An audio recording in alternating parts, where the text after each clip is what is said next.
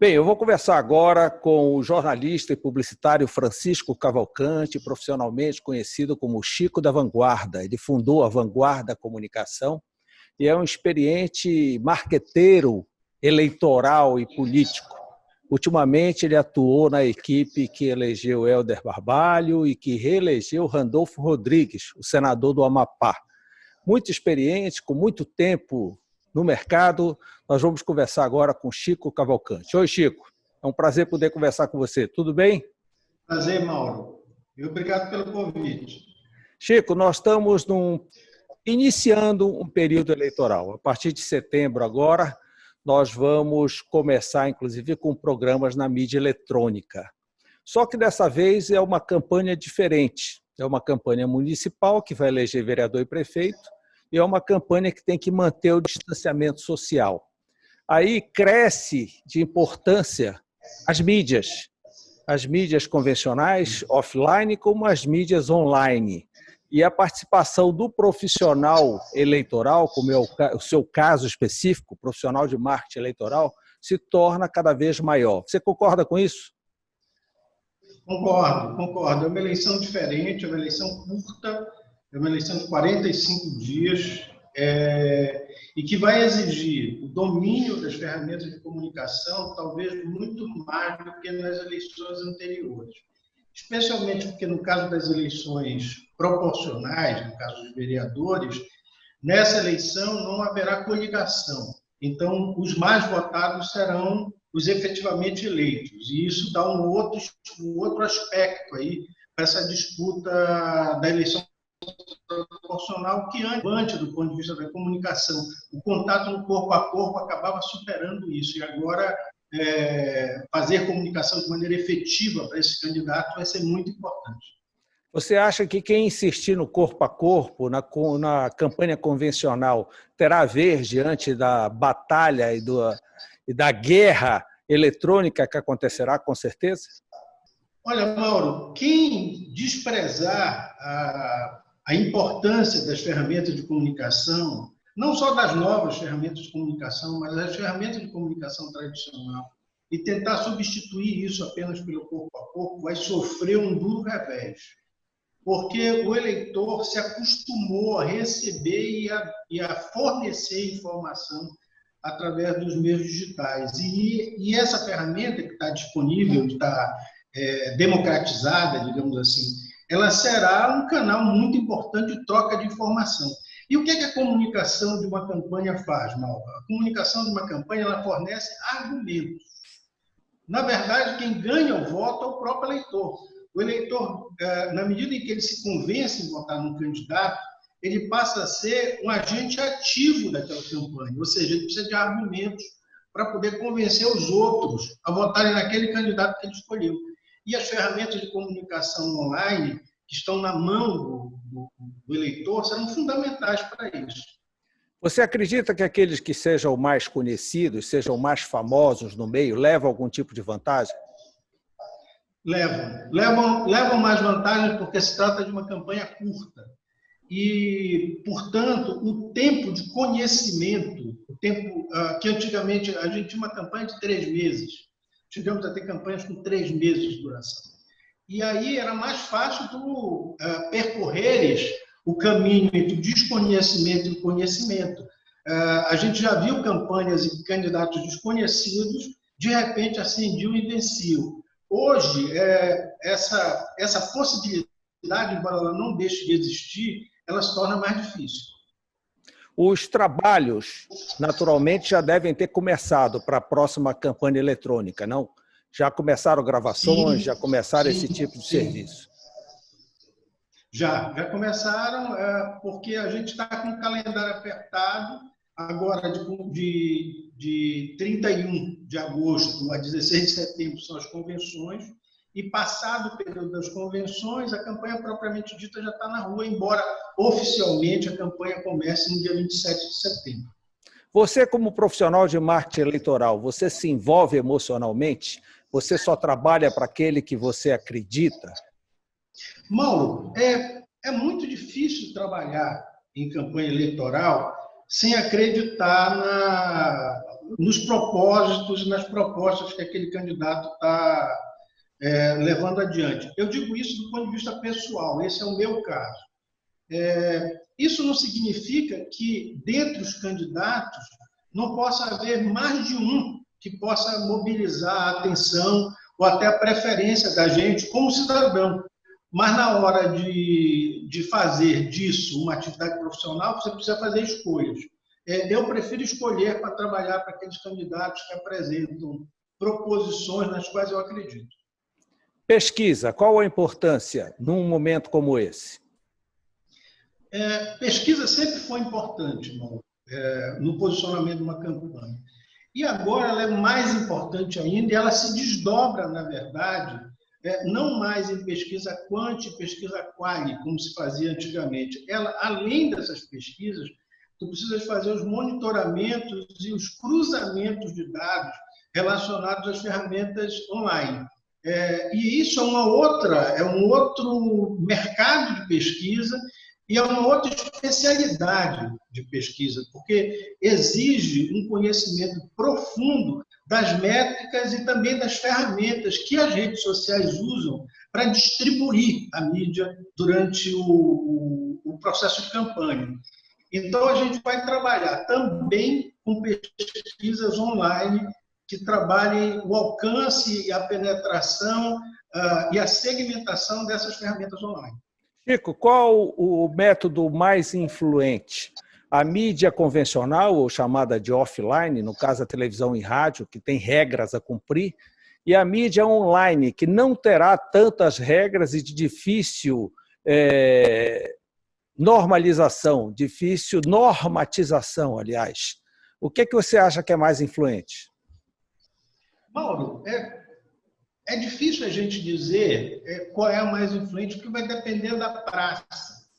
Por exemplo, nós temos campanhas no interior do estado, onde as ferramentas online têm uma presença, mas elas não são tão efetivas mesmo, porque a maior parte dos usuários não tem internet. Celular, por exemplo, não tem internet ou tem plano de dados muito limitados. Então, se você carrega muitos vídeos, a pessoa não vai nem conseguir ter acesso a esse conteúdo, né? Então, nesses lugares, a mídia convencional acaba tomando uma proporção maior. Nas praças maiores, como é o caso da capital, aí tu tens uma composição, tu tens um mix muito mais equilibrado entre essas ferramentas.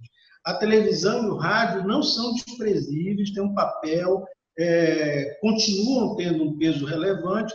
Agora, evidentemente, que o corpo a corpo, o ataque, o contra-ataque, vai se dar de maneira muito mais efetiva pelas redes sociais.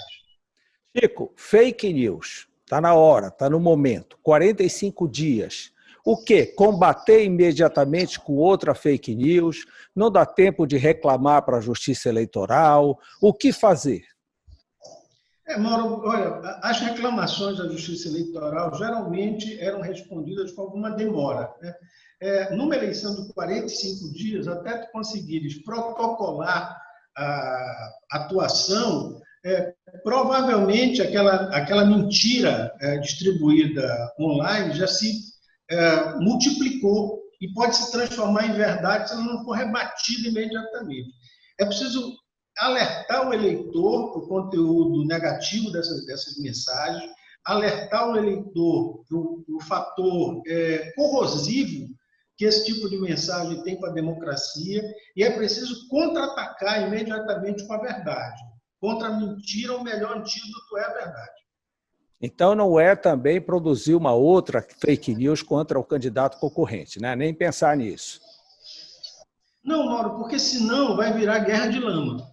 E a gente já viu em outros momentos, em campanhas eleitorais, em que o ataque e o contra-ataque tomam uma proporção, digamos assim, acima do tolerável, que acaba fazendo com que aqueles candidatos, mesmo com boa reputação, acabem sendo depois substituídos por outros candidatos que usam ferramentas menos agressivas. O eleitor está se cansando do ataque e do contra-ataque.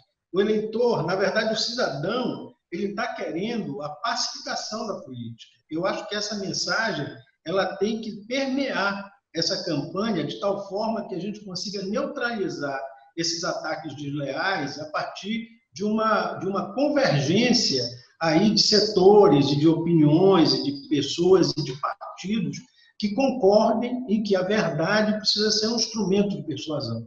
E eu acho que é essa a máxima que a gente tem que levar para essa eleição, e é isso que eu estou trabalhando com os candidatos com os quais eu estou lidando até o momento. E, Chico, o brasileiro, ele vota em proposta partidária? Ele se preocupa com direita ou esquerda? Ou ele vota pela simpatia com determinado candidato, independentemente do partido? Ele vota fundamentalmente no candidato. A estratificação do eleitorado entre esquerda e direita é uma estratificação feita apenas numa parte do eleitorado muito pequena do ponto de vista da proporção do eleitorado. É muito mais teórica. Muito mais teórica. O que ocorre? Por exemplo, dizer até então que a candidatura do Bolsonaro representava uma proposta de direita fazia pouco sentido para aquele eleitor que queria votar nele porque achava que ele ia combater a corrupção. Quer dizer, o patamar de diálogo com esse eleitor tinha que ser outro, não podia ser apenas o debate ideológico ou programático. Era preciso que se fizesse um trabalho de persuasão em relação a esse eleitor e também que aparecesse um candidato que pudesse disputar a faixa da simpatia aí com esse eleitor. Chico, qual o grau de influência do candidato do presidente, do candidato do governador ou do candidato do atual prefeito? Eu acho que numa eleição municipal, quanto mais próximo do eleitor, mais influente. Eu acho que o presidente da República terá muito menos influência do que os prefeitos e governadores terão na definição dos sucessores ou dos que vierem a se eleger, tanto do ponto de vista proporcional quanto majoritário nesse pleito. Eu acredito que o governador do Estado e os prefeitos em mandato terão uma influência muito forte, sim, na disputa eleitoral que se fará esse ano. A máquina ainda tem jeito de ser usada sem que o grande eleitorado saiba? Sim, a máquina ela pode ser usada de uma maneira republicana ou não republicana.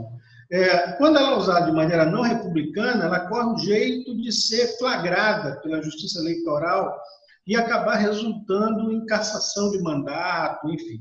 Quando ela é usada de maneira republicana, ou seja, quando tu faz o teu trabalho como governante e depois tu buscas nesse trabalho o reconhecimento do eleitor por aquilo que tu fizeste ou por aquilo que tu possas ainda vir a fazer, isso é absolutamente justificável e não é, de maneira nenhuma, uma forma ilegal de se trabalhar a mecânica da máquina eleitoral ou da máquina estatal numa disputa política. Eu sei que você vai me dizer que ainda faltam vários pré-candidatos serem lançados e coisa dessa natureza. Como é que você vê o quadro de Belém para a próxima eleição municipal? Mauro, é muito difícil ser entrevistado por ti, porque tu antecipas sempre a resposta. Essa é a resposta mesmo. A gente não sabe se nós teremos 8 candidatos, 6 candidatos, 10 candidatos ou 11 candidatos. No entanto, o que dá para perceber é que será uma eleição muito disputada. De um lado, nós teremos um candidato ou 2 candidatos, enfim, com apoiamento da máquina municipal. De outro lado, nós teremos uma ou mais candidaturas com apoiamento ou se referindo à máquina estadual. E, de outro lado, nós teremos candidatos sem se referenciar às máquinas, mas que também saem em uma posição relevante nessa disputa. E isso vai produzir uma eleição de grande atrito, na minha opinião, aí ao longo do período, a partir da entrada na disputa nos canais de mídia, que é a partir do dia 27 do próximo mês. Dificilmente. Eu acho que será uma eleição em que... Oi, Mauro. Dificilmente não teremos segundo turno, né? Não, é quase impossível não ter segundo turno. porque a fragmentação do voto acaba induzindo o eleitor a múltiplas escolhas, e as múltiplas escolhas acabam produzindo um segundo turno. Nós não estamos diante de uma eleição em que a dicotomia entre um e outro, entre branco e preto, esteja absolutamente clara para o eleitor. O eleitor vai ficar procurando ali quais são os seus parâmetros para poder definir o seu voto. E eu acho que isso vai produzir um segundo turno, quase que com certeza. Resumindo, nós temos uma eleição curta, muito rápida, e que torna grande importância o apoio do profissional de marketing eleitoral e também do advogado eleitoral, não é isso? As coisas serão disputadas muito nos tribunais. Sem dúvida, sem dúvida. Inclusive, essa alteração que houve da data da eleição, a confusão entre prazos de compatibilização e tudo, isso ainda vai resultar em disputas judiciais relacionadas à compatibilização desse ou daquele candidato. Né? Então, afora isso, vai ter disputas relacionadas a ataques, contra-ataques, a legalidade ou não de algum candidato, e o campo jurídico é um campo de disputa político, sem dúvida nenhuma. Aqueles que tiverem os melhores profissionais vão acabar tendo vantagem, tanto pela agilidade quanto pela proatividade das ações que forem colocar em curso. Bem, Francisco Cavalcante lançou vários livros de marketing eleitoral, mas só que esse ano é uma eleição diferente, é uma eleição eleitoral digital. Vem um novo livro aí?